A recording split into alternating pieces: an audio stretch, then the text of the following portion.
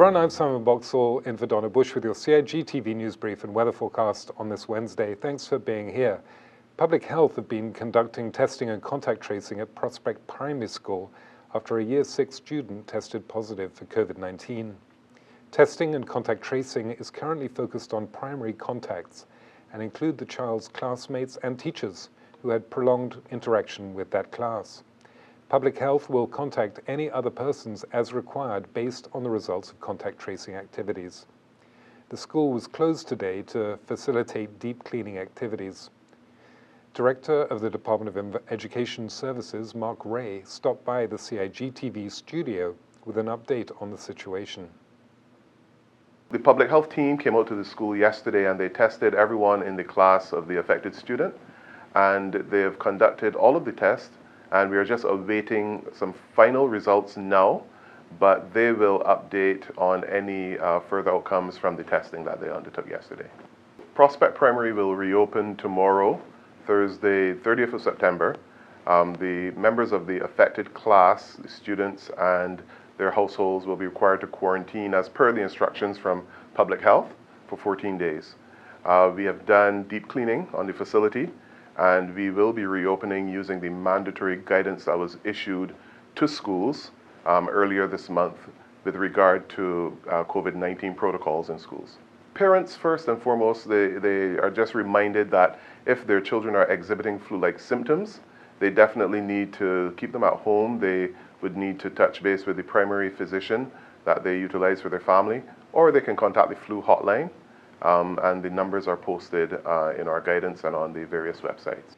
Persons with any COVID-19 related concerns should contact the flu hotline at telephone number 1-800-534-8600 or 947-3077 or 925-6327, or you can email flu@hsa.ky. The Cayman Islands government announced today that it had committed seed funding in the amount of US $25 million for a 10-year period to the Commonwealth Climate Growth Fund. Government's commitment of seed capital served as a catalyst for the establishment of the Commonwealth Climate Growth Fund Cayman LP, which will be based in the Cayman Islands and is sponsored by the Commonwealth Enterprise and Investment Council. Making the announcement today, Minister for Investment Andre Ebanks explained the new fund will focus on business and technologies that deliver climate mitigation and adaptation throughout the 54 member countries of the Commonwealth, including the Cayman Islands. The fund is organized through its sponsor, the Commonwealth Enterprise and Investment Council, which is the business network of the Commonwealth of Nations, the 54 nations that make up the Commonwealth. Right. They chose us because of the Cayman Islands' excellent reputation in investment funds. As I mentioned to you earlier, they took note of His Royal Highness Q and listened attentively and thought, that's an excellent idea. Here we have a British overseas territory that has mastered investment funds, is number one in the world in it, and has service providers that are supreme in what they do. Let's take that and add it to a place in which we know that the world needs help. The world's unable to finance blue and green projects to adequately fight climate change on just the public purse. We need private capital. Cayman has mastered pooling private capital. Let's use the Cayman Islands. Yeah.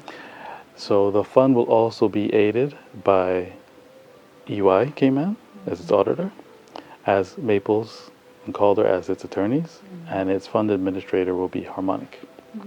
Importantly, the fund will be regulated, as all investment funds in the Cayman Islands are regulated, by the Cayman Islands Monetary Authority. So that's the basic structure and the service providers. Minister Ebanks explained how the fund's financing will work and how it will benefit the Cayman Islands. I think that's a good point, and I think this is where I want to pause slightly, because US $25 million sounds like a very big number, because it is a big number, particularly in current economic climate. But I'd like the viewers to understand, particularly our local populace, to understand how prudent the government is being. $25 million is not a check that's being written today. It is telling the fund we are prepared to put our money where our mouth is and make a commitment to you of US $25 million. The life of the fund would probably be about 8 to 10 years.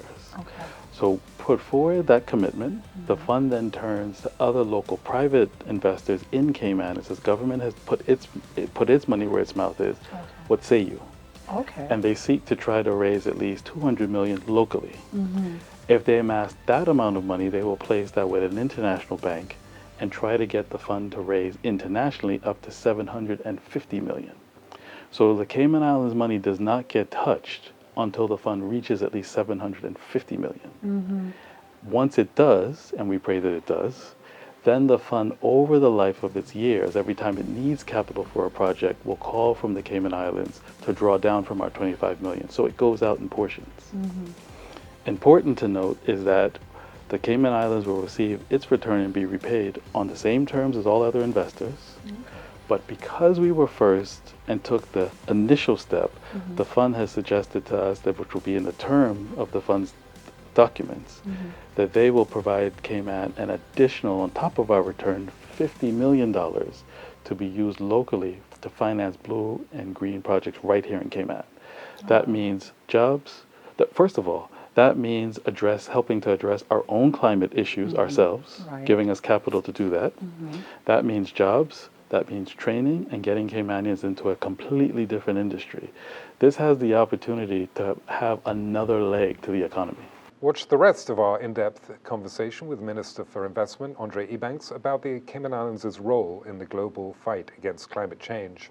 That interview will air immediately after tonight's news. Minister for District Administration and Lands, Juliana O'Connor-Connolly, has handed over the keys of a new van to the Cayman Brac Public Works Department. The 16-seater 2020 Toyota Hiace van will be used primarily to facilitate transport of PWD staff to and from the eastern districts and the PWD compound. It replaces an existing transport van within the PWD fleet that is no longer fit to be used in this way. Other uses for the van will include transport of senior citizens to and from public functions, transport of daycare students and staff to various activity sites, as well as on-island transport during official visits. The Proud of Them nomination period closes at 11:59 p.m. tomorrow, Thursday, the 30th of September. An annual program for young persons aged 10 to 25, Proud of Them gives members of the community a chance to nominate youth who have demonstrated excellence in academics, careers, business, sports, culture, or community service. The initiative is open to all young persons who are Caymanian or live permanently in the Cayman Islands. For more information on how you can nominate yourself or someone else, visit www.youthservices.ky/POT-nominate. Turning now to tonight's forecast, there will be partly cloudy skies with a 40% chance of showers. Temperatures will fall to the mid-70s. Winds will be northeast at 5 to 10 knots. Seas will be smooth to slight with wave heights of less than 2 feet. Meanwhile, today's synopsis calls for isolated showers as a tropical wave moves across our area. Light winds and smooth seas will continue for the next few days due to a weak pressure gradient across the Caribbean Sea. Radar images show isolated showers north of the sister islands, drifting towards the southwest. A reminder that you can find the latest on local weather conditions online at weather.gov.ky or simply download their app on your mobile device, and that's CINWS. And that's it for today's news brief here on CIG Television. I'm Simon Boxall in for Donna Bush, inviting you to join us here again tomorrow evening. Until then, have a great night.